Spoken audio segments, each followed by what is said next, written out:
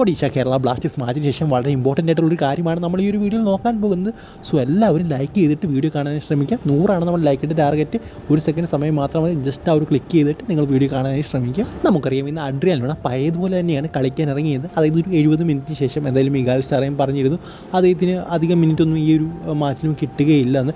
എന്തായാലും മത്സരത്തിന് ശേഷം മിഗാൽ സ്റ്റാർ വളരെ ഇമ്പോർട്ടൻ്റ് ആയിട്ടുള്ള കാര്യം അഡ്രിയാനോനെ കുറിച്ച് പറയുന്നുണ്ട്. അദ്ദേഹം പറഞ്ഞിരിക്കുന്നത് ഇങ്ങനെയാണ്: ഉറപ്പായിട്ടും അഡ്രിയാനോ വളരെ സ്ട്രോങ്ങറായിട്ട് ഫിഫ ബ്രേക്കിന് ശേഷം തിരിച്ചു വരുമെന്നാണ് മിഗാൽ സ്റ്റാർ പറയുന്നത്. അതായത് പഴയ അഡ്രിയാനോനെ നിങ്ങൾക്ക് കാണാൻ സാധിക്കുന്നത് അദ്ദേഹം എടുത്തു പറയുന്നുണ്ട്.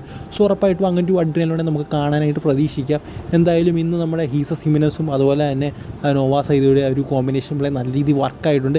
ഇനിയും അഡ്രിയാനോടെയും കൂടെ ആ ഒരു കോമ്പിനേഷൻ പ്ലേയിൽ വന്നു കഴിഞ്ഞാൽ നമുക്ക് പ്രതീക്ഷകളേറെയാണ്. നമുക്കിങ്ങനെ പറയാം, പക്ഷേ അത് ഗെയിമിൽ നടക്കണം. ഇന്ന് നമ്മൾ ഈ ഒരു കോമ്പിനേഷൻ നടക്കുമോ ഇല്ലയോ എന്നൊന്നും നമുക്കറിയില്ല. ബട്ട് അത് നമ്മൾ വിചാരിക്കുന്ന പോലും ഇല്ല. നോവാ സദോയി അതുപോലെ ഈ സിമിനസ് നല്ലൊരു കോമ്പിനേഷൻ ഉണ്ടാകുന്നത്. ബട്ട് ഇന്നത്തെ കളിയിൽ ഒരു കോമ്പിനേഷൻ ക്രിയേറ്റ് ചെയ്തെടുത്തു എന്ന് തന്നെ പറയാം. സോ ഭാവിയിൽ അങ്ങനെ ഒരു കോമ്പിനേഷൻ ഉണ്ടാകട്ടെ. ഇവർ 3 പേരുള്ള എന്ന് വിചാരിക്കും, ഒരു JLN കോമ്പിനേഷൻ.